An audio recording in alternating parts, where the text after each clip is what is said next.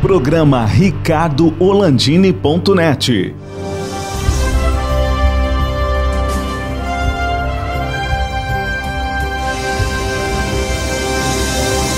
Alô, amigos, estamos começando mais um programa ricardoholandini.net aqui no BATV, canais 20 e 520 da NET Claro RS. O Vale dos Sinos, Uruguaiana, é o 26 e o 526 nas nossas redes sociais e no streaming do BATV. E o nosso convidado de hoje é um antigo amigo, se posso dizer assim, o Dempsey Magaldi, tá? Professor de tiro, diretor da Escola Magaldi, a escola mais antiga de tiro, o clube de tiro e a escola de tiro mais antiga do país, né?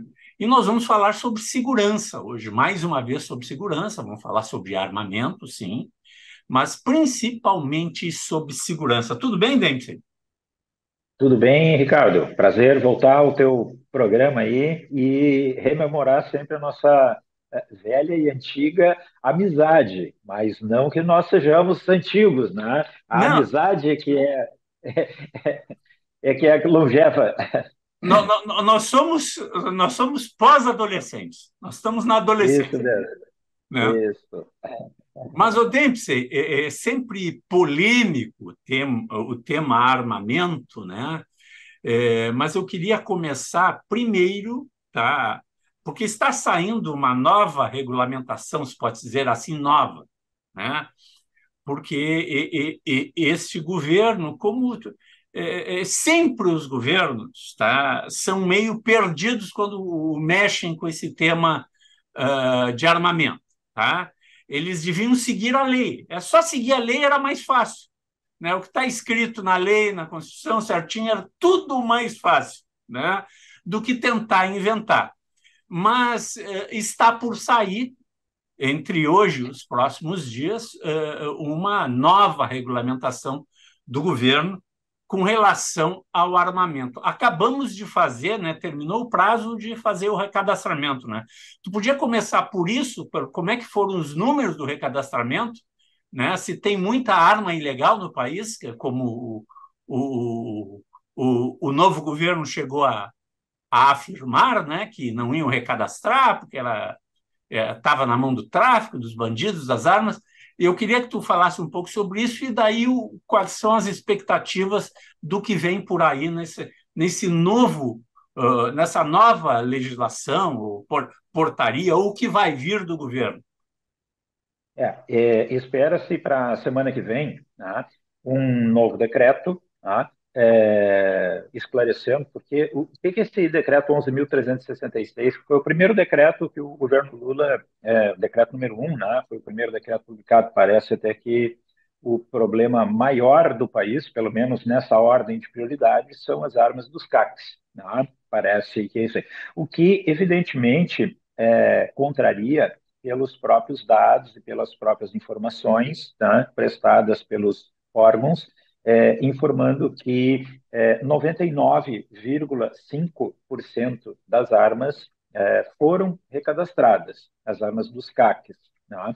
Isso prova, mais uma vez, de que a, essa atividade lícita, legalizada, é muito fácil de ser regulada, de ser normatizada e de ser controlada, até porque essas pessoas que são CACs, elas fizeram um curso de habilitação técnica, elas têm habilitação, fizeram um exame de habilitação técnica, fizeram um curso de tiro, se filiaram num clube de tiro, elas são praticantes, elas praticam regularmente com as suas armas, e prova disso está que tem todas as suas armas de forma regular nos seus endereços, conforme recadastradas nos órgãos, ou seja, aquele temor de que que o Ministério da Justiça, enfim, os órgãos aí no novo governo se preocuparam em relação ao destino que estavam tendo fuzis e armamentos comprados com a flexibilização do governo Bolsonaro, né, foram em alguns casos, ou muitos casos, pelo menos, ou essa era a preocupação do governo, né,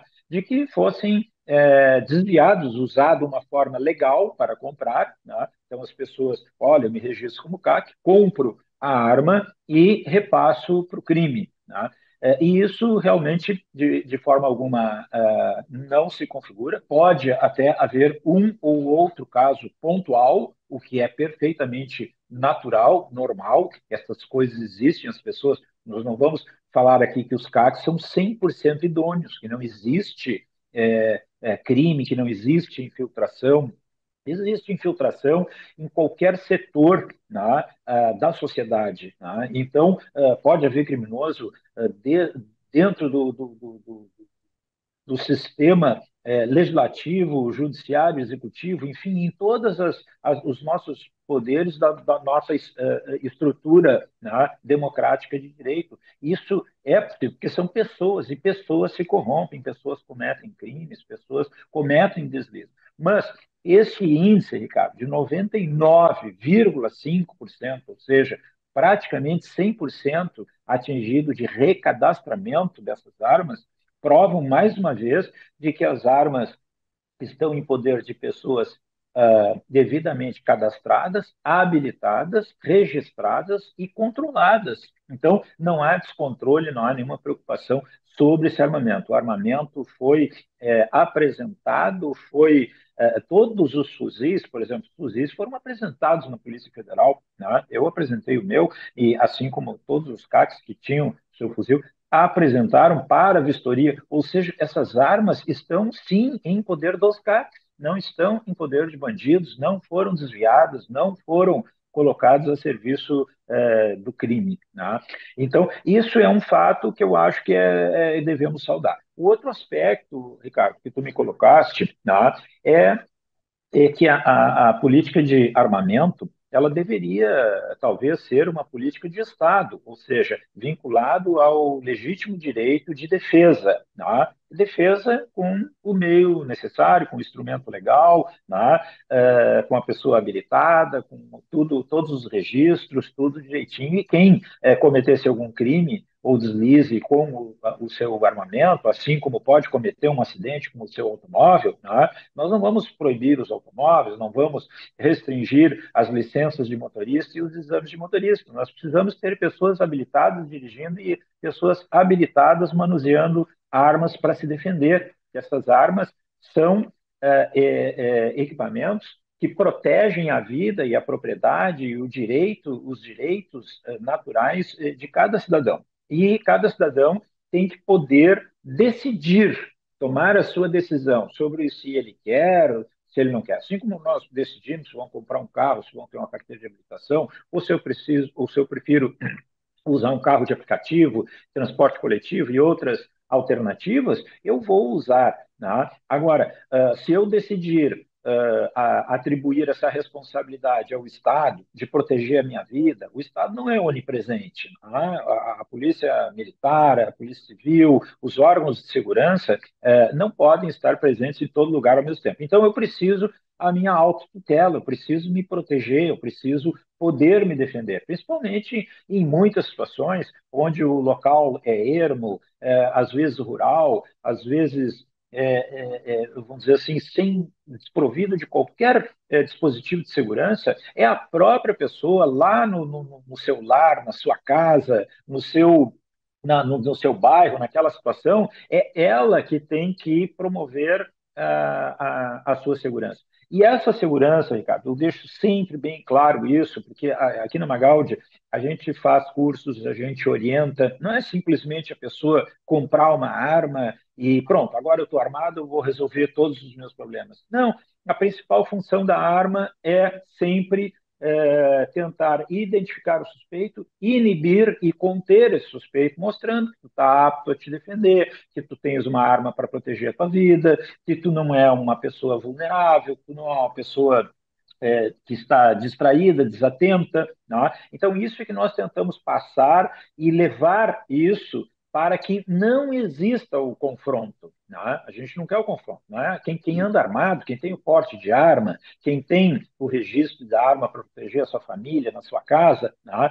Na sua atividade comercial, enfim, né? Essa pessoa não está buscando conflito, essa pessoa está fazendo a mesma função que na medicina, né, faz a vacina. Né? O que é a vacina? Ninguém toma a vacina porque quer ficar doente, toma vacina porque não quer ficar doente. Então, nós temos uma arma para não ter o confronto, para evitar o confronto. Agora, se nós nos apresentamos em situação de fragilidade social, se assim, meu amigo, tu estás vulnerável, eu olhei para ti, eu te escolhi, eu vou roubar o teu carro, vou roubar a tua casa, eu vou estuprar a tua mulher, e porque eu resolvi fazer isso. E eu tenho uma arma aqui que me dá essa autoridade e esse poder de atribuir a ti o que eu quiser e cometer o crime e o delito que eu quiser. Então, isso é o que nós não queremos, nós queremos proteger a família, o patrimônio, né? Isso. E é por esse direito, é por isso que nós lutamos, né? E nos surpreendemos quando o governo colocou esse decreto 11.366, que foi o primeiro decreto, né, do primeiro ato do governo, né, fazendo, impondo essa série de restrições, quando, com certeza, né, Ricardo, o problema não está aí. O problema não está com quem tem arma, cidadão, que tem arma registrada, E quem é legal, que essa CAC? arma não é. O Dempsey, eu vou fazer um comentário aqui. Sim, Recentemente, a gente acompanhou a Polícia Civil e a própria Polícia Federal, em algumas operações que fizeram, que conseguiram pegar diversas armas na mão de bandidos. Nenhuma arma a Rede Globo disse que era de CAC. Nenhuma arma. Porque se fosse de CAC, a Rede Globo estava estampando 24 horas por dia. Olha, pegaram armas dos CACs com os bandidos. Não. Recentemente, aqui, faz uma semana, 2 semanas, teve uma bela operação da nossa Polícia Civil, aí, inclusive, né, que acharam enterrado, inclusive, armas, foram atrás sim. das armas, né? Tu deve ter acompanhado isso aí. Tinha alguma arma de Acompanhei. CAC lá, Dempsey? Não, não, não. Essas armas, a gente sabe muito bem, tá, de onde elas provêm. Nós temos aí fronteiras, tá? Nós temos. O Brasil é um país continental, né? Então, assim, nós temos várias formas de entrar, né? Ricardo, eu vou te dizer uma coisa assim. Se tu quiser combater tráfico internacional de arma, tá? Então, diz assim, olha, qual é o problema? Porque os fuzis, essas armas poderosas, né, essas armas de altíssimo poder, que furam blindagens, que né, transfixiam blindagens, estas armas, elas continuam entrando, elas continuam entrando, tá? Então, assim, ó, o que o governo tem que fazer de forma eficaz se tem uma preocupação efetiva em relação a isso, tá? Essas armas vêm de onde? Vêm de algum, elas foram fabricadas, né? Elas vêm de algum lugar, de algum país, né? De alguma organização. Então tem que fazer um serviço de inteligência e um acordo, né? Entre governos, né? Para que estas armas produzidas, né? É só ver, bom, esse fuzil aqui foi apreendido, tal. Qual é a origem desse fuzil? Qual é o caminho que fez esse fuzil até chegar aqui? Então, existe um controle, tá, do fabricante, da origem do fabricante até chegar no destino final, tá?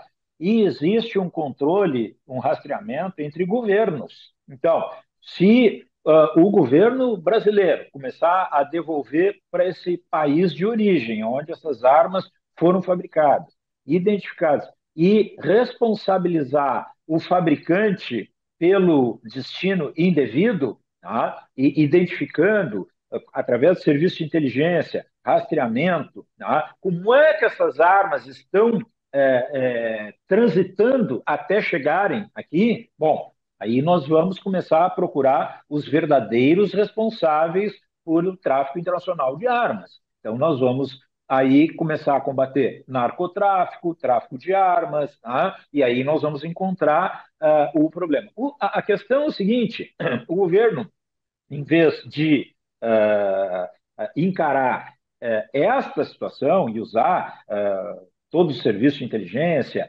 e acordos diplomáticos entre governos para que o próprio país lá também colabore no sentido de que isso não saia facilmente de lá e chegue aqui, não é só controlar a entrada, dá para controlar todo o sistema, desde a fabricação até como ela chega, porque a investigação vai te mostrar como é que essa arma saiu de lá, desde que ela foi fabricada e como é que ela chegou aqui. Bom, então, essas instâncias aí que nós precisaríamos trabalhar e coibir, né? Se a gente quisesse coibir. Agora, qual é o discurso mais fácil para o governo?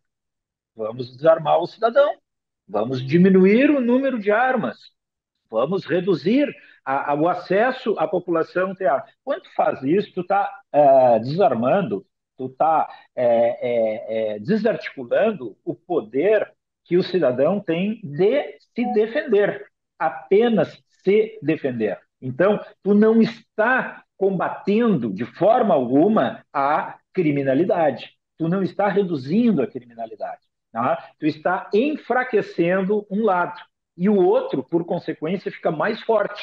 Por quê? Porque se o assaltante disser assim, bom, agora as pessoas não têm acesso às armas, elas não podem se defender. Né? Então fica mais fácil para quem trabalha com o crime, né, dominar essas pessoas, porque essas pessoas estão tendo dificuldade de se autoproteger. E não são estas armas. O recadastramento provou isso, né? É uma prova material, estatística, numérica, que mostra onde estão essas armas. Não estão a serviço do crime, estão a serviço da defesa, a serviço da segurança das pessoas que passaram por um processo de habilitação, de qualificação, de aptidão técnica, psicológica, de todo. Está ali, o cidadão é idôneo, ele está ali, ele cadastrou e ele apresentou o armamento dele. Tá? Agora, o problema não está aí, mas é mais fácil para o governo dizer que o problema está aqui, que tem que desarmar o cidadão, do que desarmar bandido. Cadê a política para desarmar bandido? Cadê a política para fazer isso que eu estou dizendo? Vamos rastrear desde a fabricação da arma até o momento em que ela chega no destino errado. Não Tá? tem, né? E aí Não, nós vamos encontrar o problema. não tem, Dempsey. Mas nós vamos fazer um rápido intervalo aqui no programa ricardoorlandini.net, que você assiste aqui no BaTV, canais 20 e 520 da NET Claro RS, Vale dos Sinos de Uruguaiana, é o 26 e o 526, nas redes sociais do Ricardo Orlandini e no streaming do BaTV. Nós já voltamos. Somos a parrija do Moinhos de Vento. Oferecemos o melhor do assado platino. Boa Parrija, Praça Maurício Cardoso, 49, Moinhos de Vento.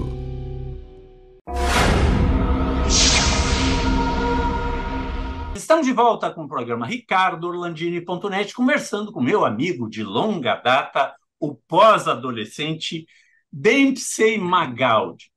Mas, o Dempsey, tem uma série de coisas que a gente aprende fazendo os cursos na Magaldi, que não são só cursos de tiro, não são só cursos para CACs. Existem cursos também de defesa pessoal, de tu saber como se proceder no teu dia a dia, te comandar na rua, como viajar, como chegar na casa da praia, na casa do campo. Como é que tu procede para ter um procedimento de segurança mais tranquilo para você e para sua família? O que fazer, tá? Vamos dar umas dicas nesse sentido, Dante? Claro, com certeza. É um prazer contribuir com os telespectadores que estão aí nos prestigiando com a sua audiência, tá? No sentido de que no que a gente puder ajudar e colaborar para que cada um possa ficar mais seguro. E, com certeza, Ricardo, a arma não é o único meio, não é o único recurso, tá? Eficaz para combater a criminalidade. Embora as pessoas pensem de uma maneira generalizada, assim, olha, se ele tiver armado, eu tenho que repelir essa agressão e conter esse agressor com uma arma. Claro, isso é uma regra geral, né, de que nós não devemos usar o menos contra o mais. Então, eu não vou enfrentar com uma faca ou com um bastão de beisebol, né, ou com, enfim, algum instrumento qualquer de defesa, uma arma de choque até que seja, tá, para enfrentar um indivíduo que está me apontando uma arma de fogo. Tá? Então, se a arma de fogo, sempre que o elemento for mais letal, ele tem priorização, ele vai ter o domínio da situação. Tá? Então, mas existem etapas, Ricardo, tá? Da agressão. O que existe e que nós constatamos de uma forma inequívoca através da minha experiência de investigação criminal, da época em que eu atuava ainda na polícia e trabalhei em órgãos de investigação também, né, como o DEIC, e que me habilitam a conhecer bem o sistema como ele ocorre. Então, o que ocorre é o seguinte: existe quase que invariavelmente uma preparação para o crime. Existe uma preparação. E essa preparação, o criminoso, antes de cometer o crime, ele te emite sinais, ele te emite evidências, ele te emite alguns movimentos, algumas características que tu vai identificar a ameaça. Então, nós ensinamos o indivíduo, nos nossos cursos aqui, a ser proativo, preventivo, para não precisar ser reativo, ou seja, não precisar ter o confronto. Tá? Agora, quando ele é um indivíduo proativo, é aquele indivíduo que segue uma série de dicas, de cautelas, né, que a gente dá em situações, por exemplo, muito comuns do dia a dia. A pessoa está chegando e colocando, estacionando seu carro na sua garagem, no seu condomínio, chegou ali ao seu destino. A situação em que a pessoa está falando, tão comum, né? A pessoa está falando ali no smartphone, na rede social, no celular, no dia a dia, né? Em áreas públicas, tá? Às vezes está esperando um carro de aplicativo, às vezes está numa parada de ônibus, né? Ou, enfim, ou andando simplesmente na rua, ou num lugar público, num parque, numa praça, né? Tirando fotos, fazendo selfie, né? Então, essas situações, tá? Elas podem se tornar situações de vulnerabilidade se a pessoa não souber lidar com isso. Até parar numa farmácia para uma parada rápida, para um casal ir ali comprar alguma coisa, o outro não deve ficar esperando no carro, deve descer os dois juntos para essa situação do carro. Ela é muito fácil de a pessoa ser abordada, eles levam veículo, documentos e ainda podem extorquir através dos golpes de Pix, né? Com a extorsão do Pix, do celular da própria pessoa, eles entram ali e te dominam com uma arma e te promovem essas ações que são de alto risco, de alto prejuízo. Né? Agora, uma entrada de garagem, por exemplo, como eu citei, tá? Se a pessoa fizer essa manobra, cuidar todo o ambiente externo antes dela chegar e fizer uma manobra e entrar de ré na garagem, sempre que vamos dizer assim, a topografia do local permitir que a pessoa faça isso, né? Às vezes tem uma rampa, tem uma curva, tu não consegue fazer isso, tá? Mas sempre que isso for possível na sua garagem, procure entrar de ré e observar o ambiente antes de fazer a entrada. Se tem pessoas passando, se tem alguém parado, se tem algum observador, né? Para isso que servem as câmeras que a gente instala tanto internamente quanto na frente dos condomínios, na frente de casas, né? Então, por quê? Porque a gente já vai, através de câmeras e através da observação visual, perceber esses sinais que eu falei, que são emitidos de pessoas suspeitas que estão próximos ali e que podem agir. Então, tu vai ter uma cautela maior ao entrar na tua casa, e se tu entrar de ré, a qualquer movimento de aproximação suspeito, de uma moto, de um carro, de um pedestre suspeito, tu poderá fazer um deslocamento porque tu está de frente, olhando para o lado de fora. E quando tu sai da garagem, tu sai também de frente, não de ré, tá? De costas para o ambiente aonde tu vais entrar. Então, são algumas medidas. Além disso, Ricardo, nós temos diversos cursos, tá? Aqui na Magaldi também, sobre defesa pessoal. Tá? Então, existem muitas situações em que até o uso da arma pode ser inadequado em função da análise de risco do próprio local em que tu estás inserido. Né? Às vezes tu tem uma multidão, tu tem uma aglomeração de pessoas, tu não vai promover um tiroteio, um confronto no meio de uma multidão de pessoas. Tá? Então tu tem que ver que cenário tu estás inserido para fazer o uso dessa arma com segurança. E aí nós temos outros recursos, como armas de choque, sprays de pimenta e gengibre, né? O de pimenta não é permitido, o de gengibre o efeito é o mesmo. Tá? Alguns elementos, tá? De contenção, como um bastão retrátil, tá? Como uma faca de choque que tu pode utilizar. Hoje tu tem a faca e o choque. Tá? Então tu tem no mesmo instrumento, no mesmo elemento, tu consegue repelir um agressor, tá? Com aqueles estalos de choque na tua faca ou no teu instrumento de uma maneira muito ostensiva, que assusta muito. Então, mesmo que uma pessoa não seja de porte avantajado, como se diz, que não seja, a pessoa não precisa, pode ser uma mulher, pode ser um adolescente, pode ser uma pessoa até frágil, né, na sua compleição física, que ela, com um instrumento desse, ela vai conseguir repelir um agressor sem a necessidade de que haja o confronto. Tá? Maravilha. Então, mas só que esses elementos, todos eles precisam de técnicas e metodologias para usar, porque não são em todas as situações que ele pode ser usado, que eles podem ser empregados, né? E a pessoa tem que estar devidamente instruída e preparada para fazer isso. E a gente promove também todos esses cursos, porque eles são complementares ao emprego da arma. A arma de fogo, Ricardo, ela é o último elemento a entrar em cena, tá? Quando todos os outros filtros e as outras etapas não resolveram. Aí tu vais empregar a arma de fogo, que é o instrumento que vai se equilibrar, né, do ponto de vista do poder ofensivo e do poder defensivo em relação ao que tu estiver sendo agredido. Mas o ideal sempre é conseguir identificar e neutralizar. Dempsey, Porto, as nossas conversas são muito rápidas. Já acabou o tempo do nosso programa. Muito obrigado pela tua participação mais uma vez.